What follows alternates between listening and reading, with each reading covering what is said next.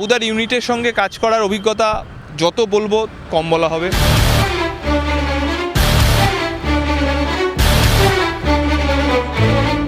এক ঘন্টা হলো এসেছি আমি এবং দীপঙ্কর দা। এটা হচ্ছে কতটা আনন্দের একটা পরিমণ্ডলে আমরা কাজ করি এই ইউনিটে কাজ করলে, এই আড্ডাটা থেকে বোঝা যাচ্ছে।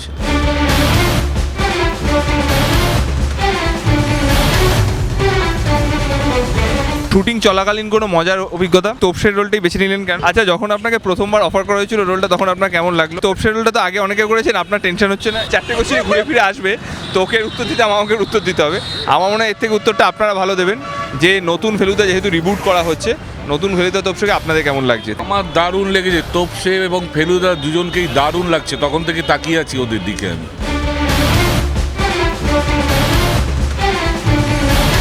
বোঝা যাচ্ছে এই আড্ডাটা থেকে যে আমরা কীরকম কতটা এনজয় করি এই ইউনিটে কাজ করতে গেলে।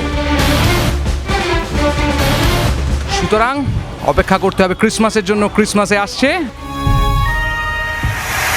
আপনারা দেখছেন সঙ্গীত বাংলা, দিনভর হুল্লোড়।